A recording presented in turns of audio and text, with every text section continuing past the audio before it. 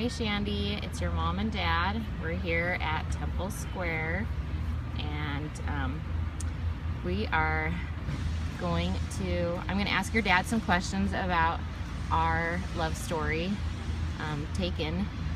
given by your dad, because you've heard my rendition a few times. So I'm going to ask him some questions. Darren, where and how did we first meet? Well, first of all, it's good that we're putting this on a recording so we can set the record straight for now, forever, since there have been stories that have been circulated that aren't quite true. But first of all, where we first met was on the internet, and it was pretty much Shandy's fault. Because I was content to just muddle through, but she thought it was very important that I get on the internet to find somebody. And after kind of meeting quite a few people, I saw Emily's picture, and there's only one word to describe the picture: was wow. Now, Shandy thought I was pretty stupid and lame at the time, but it worked. And I kept going back and looking at the picture and looking at the profile and memorizing everything. Her favorite color, her favorite snacks, all the questions that they had on there. I probably looked at it about 30 times. And Shandy goes, "You know she knows every time you look at that, right?" I said, "Yeah, I know. And I also know that I'm interested." Anyway, so that's how we first met. How did you ask me out?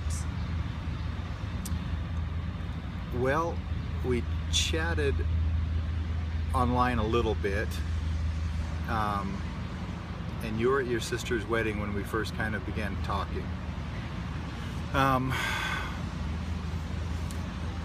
I think I just asked you out to lunch. That is correct. Good job. Yeah. You remember where we went? Yeah, we went to Cracker Barrel. Do you remember what I ordered? I don't remember what you ordered. Do you remember our conversation? Yeah. Yeah, we talked about a lot of stuff. I remember that Shandy's car broke down. Yep. And that when I got the call and said I needed to leave because her car broke down, you thought I was just trying to get out of the date. Yep, because I'd done that a few times.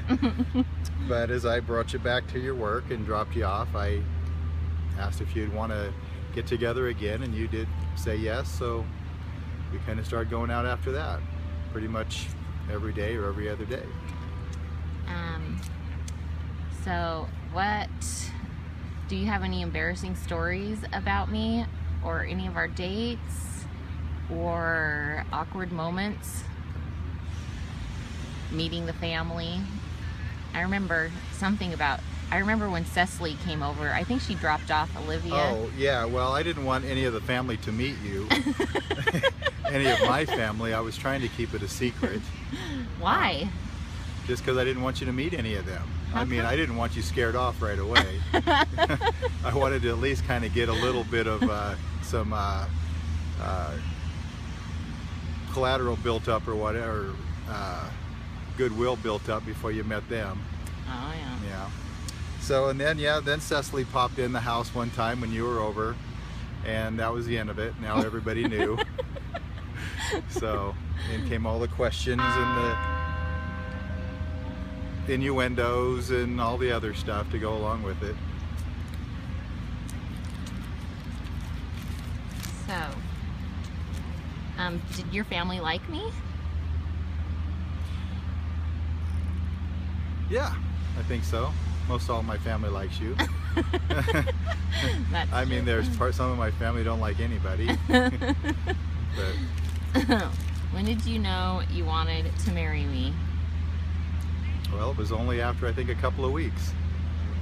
As a matter of fact, I had a meeting with my bishop, and as we were talking, I said, "I think I met the girl I'm going to marry." And he was a little surprised. "Oh, really? How long have you known her?" "Well, just a couple of weeks." "Really? Well, you know, tell me." I said, "There's only 3 problems. One is she needs to stop drinking. 2, she needs to get divorced. And I can't remember what the third one was.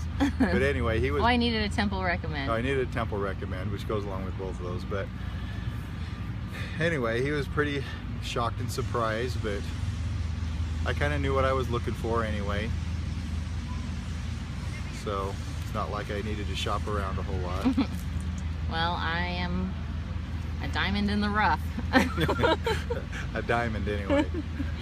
How did you propose to me?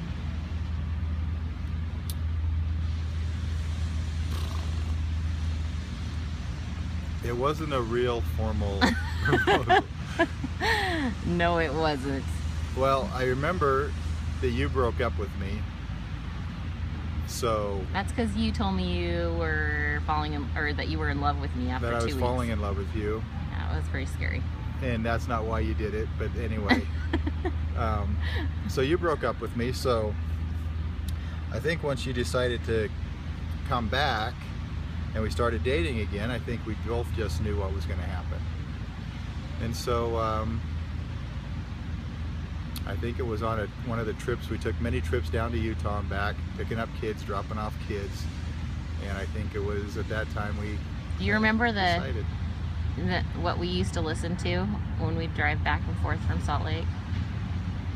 Oh, you used to listen to? Yeah, the music that we would listen to. Like, we listened to it like almost every time we...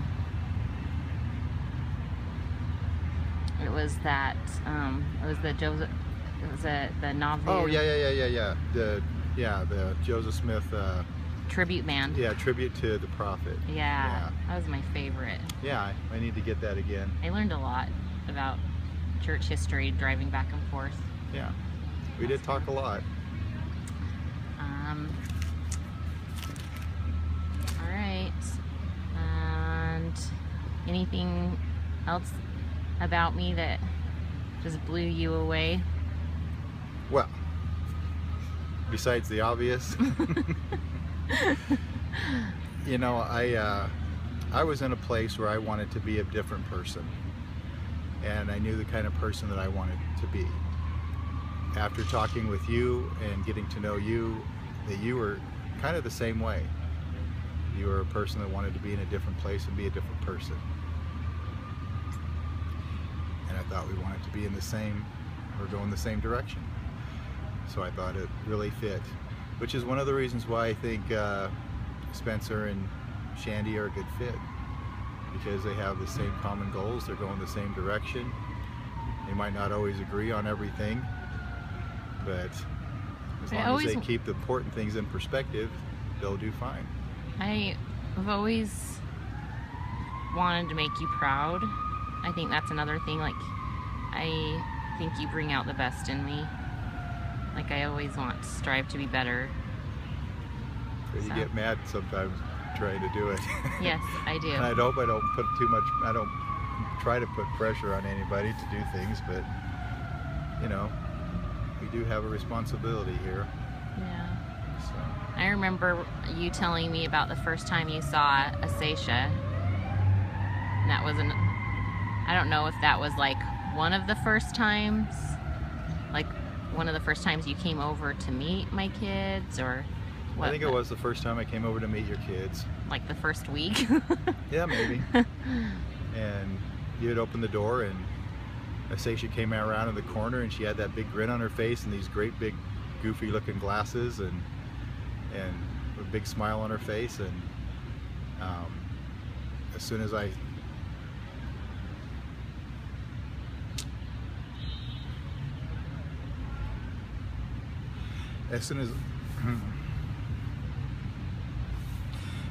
saw her, I knew she was my daughter. You've been a good dad. And a good husband and a good father to all of our cute little kitties. And looking forward to be a good grandfather. Yeah. Yes. I know the 5-year plan. Someday Whatever. soon. Before we're in wheelchairs and diapers. Okay. A personal message to Shandy. I just always love it when you tell me about when you gave her a baby blessing. That's my favorite. Probably, but Well, I'm not going to tell that story. But Shandy knows Heavenly Father loves her.